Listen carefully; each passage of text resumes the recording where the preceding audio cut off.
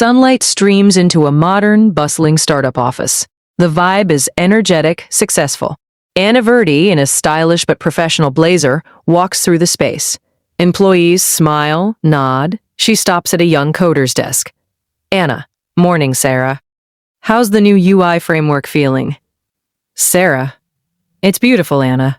We shaved 15% off the load time. Anna. Beaming. That's my girl. Get some coffee on me. She gestures to the in-house barista cart. Sarah grins. Anna's husband, Jack, watches from his glass-walled office. He looks polished, but there's a tightness around his eyes. He's on the phone.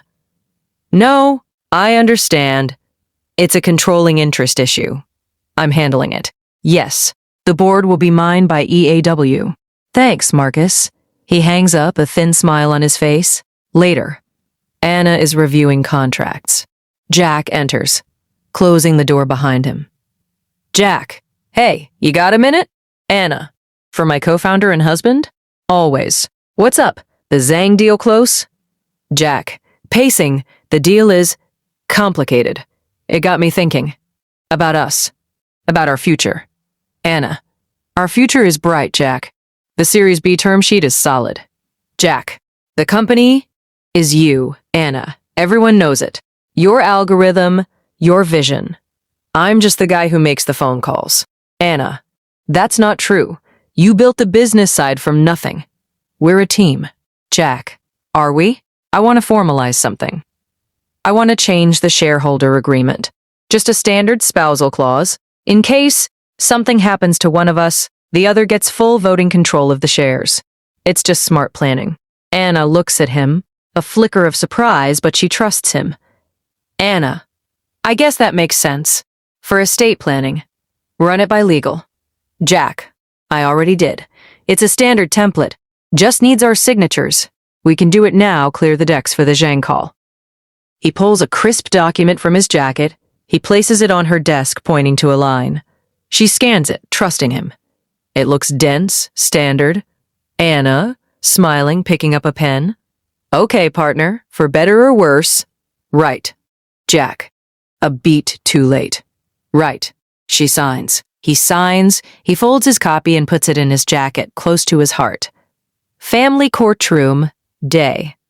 2 weeks later, the room is imposing. Anna sits at the respondent's table next to Lorna James, who is all business in a tailored suit. Jack is at the petitioner's table with Marcus Thorne, who exudes confidence. Judge Elena Ramirez presides, her face unreadable. Judge Ramirez, this court is in session. We are here for the petition for dissolution of marriage. Verdi versus Verdi. Mr. Thorne, your motion? Marcus Thorne rises. Smooth as silk. Marcus, my client, Jack Verdi, is seeking an expedited and equitable division of assets, specifically regarding Verdi Tech. The marriage is irretrievably broken. My client's goal is to ensure the stability of the company, which is paramount. Lorna, Your Honor, my client, Anna Verdi, is blindsided by this. There has been no discussion of dissolution.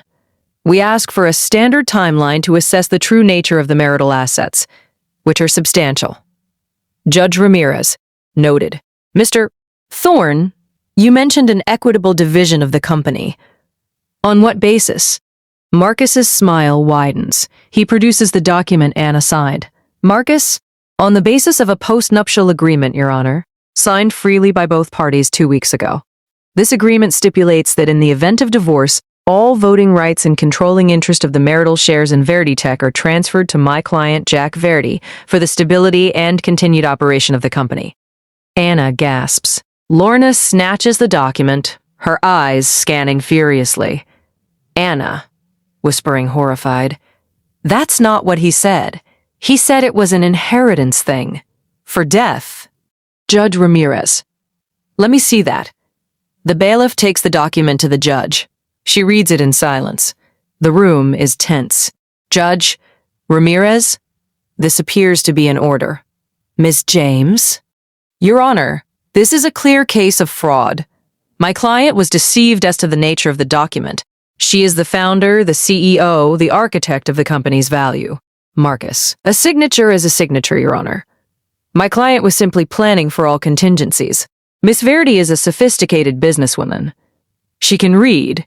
Anna looks at Jack, her eyes welling with tears of pure shock and betrayal. He won't meet her gaze. Judge Ramirez. Mr. Thorne, is there a business emergency that warrants immediate transfer of control? Marcus, the company is about to close a Series B funding round. It requires decisive, singular leadership. A public battle for control would decimate its valuation. My client is acting in the best interest of the shareholders and employees. Judge Ramirez looks at Anna, then at the document. The law, on its face, is clear. Judge Ramirez, I am going to grant the motion for an emergency temporary order. Pending a full hearing on the validity of the contract, control of Verdi-Tech, including all voting rights for the marital shares, is transferred to Jack Verdi. Ms. Verdi is to retain her financial interest but has no operational control. This court will reconvene in 60 days for a full evidentiary hearing. So ordered. The gavel bangs. Anna feels the world crumble. Jack finally looks at her, a flicker of triumph mixed with something darker. Verdi-Tech HQ Day. 1 month later, the energy is gone. Employees are subdued. Jack's portrait now hangs next to Anna's in the lobby. Anna walks in, but a security guard, Bill, an older man with kind eyes, stops her at the turnstiles. Bill, Ms. Verdi, Anna. I'm sorry, my new orders. I need you to sign in as a guest. Anna's face falls, but she musters a brave smile. Anna, it's okay, Bill. I understand. She signs in, Anna Verdi, guest. She gets a visitor's sticker. She walks to her old office. Jack is in there, on a video call, laughing.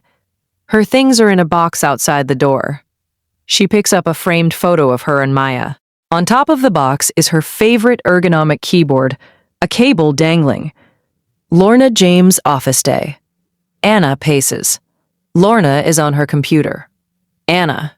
He's dismantling it, Lorna. He fired my head of R&D. He's pushing a cheaper, inferior version of our core product. The Series B investors are getting cold feet. Lorna. The contract is airtight, Anna. He lawyered up well. Our only hope is to prove fraud or duress at the full hearing. And that's a high bar. It's your word against his. Suddenly, Lorna's computer pings. Her assistant's voice comes through the speaker. Assistant. Lorna? Judge Ramirez's clerk is online too. She's asking a procedural question. Lorna picks up. Lorna. This is Lorna James. Yes, I can hold. She puts it on speaker. Judge Ramirez's voice comes through, calm and clear.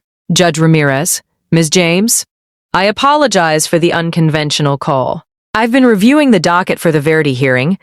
I wanted to flag something for both counsels. Lorna? Yes, Your Honor? Judge Ramirez. I practice family law, but my background was corporate litigation. There's a clause in the post-nuptial, the one that transfers control for stability. It's triggered by the filing for divorce, but the document is silent on the definition of stability. It's a vague term. It might be considered an unconscionable contract term if it's proven that the current management is in fact more stable. I'm not ruling.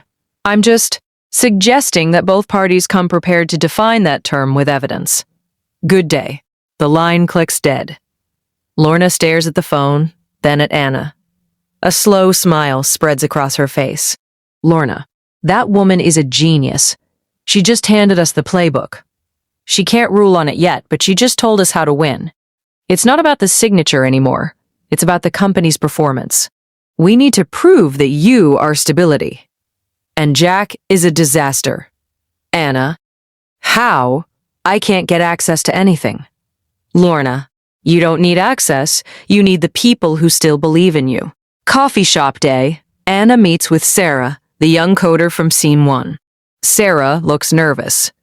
Sarah. Anna, I'm so sorry. It's awful.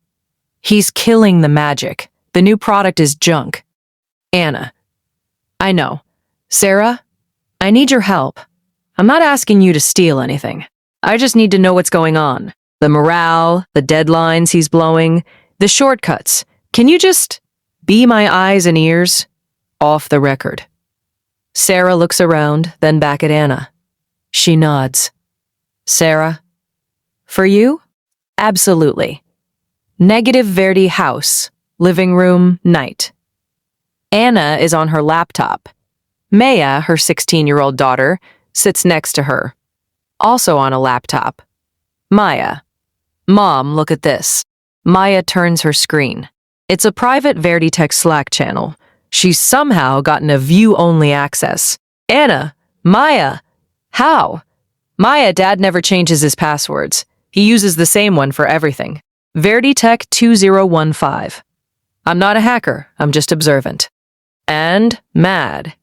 He's trashing your legacy. Anna hesitates for a second, the ethics warring with her need. She looks at the chat. It's a stream of complaints, missed deadlines, panicked messages from the CFO about cash flow. It's the proof she needs. She puts a hand on Maya's. Anna, this stays between us, okay? Maya, Team Verdi. Family courtroom, day. The day of the final hearing. The gallery is fuller this time. Marcus Thorne is as calm, prepared. Judge Ramirez, we are here for the evidentiary hearing in the matter of Verdi versus Verdi. Mr. Thorne, your case. Marcus calls Jack to the stand. Jack gives a polished performance about needing to take control to secure the Series B and protect the company from indecision. Marcus, and how has the company performed under your leadership, Mr. Verdi? Jack, exceptionally well. We are on track. Lorna, on cross-examination, Mr. Verdi, you stated the company is on track. Is it on track to release the Verdi Core 2.0 inches update by the projected date? Jack, a flicker of hesitation, we're reprioritizing some features. Lorna, your lead developer, Sarah Jenkins, quit last week, correct? Citing creative differences? Jack, people leave startups all the time. Lorna, they do, but your head of R&D, your lead developer, and 3 senior engineers have all left in the last 30 days. Isn't it true that your CFO sent you a memo expressing grave concerns about the company's cash runway due to the delayed Series B? Jack, that's an internal, private matter. It's standard. Lorna, is it also standard to replace the core algorithm with a cheaper, unvetted version to cut costs, as suggested in the internal Slack messages Maya found? Marcus objects, but Judge Ramirez overrules, allowing it as evidence of company morale and performance. Jack is flustered. Then, Lorna calls her star witness. Anna. Lorna, Miss Verdi, you co-founded this company, you wrote the original algorithms. Under Mr. Verdi's control, has the company remained stable? Anna. No, it has not. Stability isn't just about a lack of lawsuits. It's about product integrity, team morale, and investor confidence. Jack has undermined all 3. The company I built is being dismantled piece by piece. Lorna, and if you were returned control, what would you do? Anna, I have a term sheet from a new investor, a consortium that believes in the original vision. I have a signed letter from 3 of the departed engineers saying they'll return if I do. I am stability, Your Honor. I am the company. She looks directly at Jack. There's no anger, just a profound, powerful certainty. Family courtroom, later. Judge Ramirez, this court has a duty to be equitable. Mr. Thorne argued that the post-nuptial agreement was about ensuring corporate stability. The evidence presented over the last 2 days paints a very different picture. The term stability in the contract is vague, and in this context, its application by Mr. Verdi has been anything but stable. The mass exodus of key talent, the compromising of the core product, and the chilling of investor confidence demonstrate a clear failure of stewardship. The agreement's primary purpose, as argued, has been negated by the petitioner's own actions. Therefore, I find that enforcing this clause would be unconscionable. The temporary order is vacated. Full voting rights and operational control of Verdi-Tech are hereby returned to Anna Verdi. The financial division of the marital assets will proceed separately based on a 50-50th split of value, but the control of the company lies with its founder. This court is adjourned. The gavel bangs. This time it's the sound of justice. Anna's eyes well with tears, but they are tears of relief. Lorna squeezes her arm. Jack sits frozen, his scheme in ashes. Verdi-Tech HQ, day.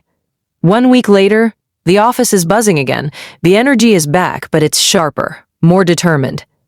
Anna walks in. Bill, the security guard, beams. Bill, Morning, Miss Verdi. Good to have you back. Anna. Good to be back, Bill.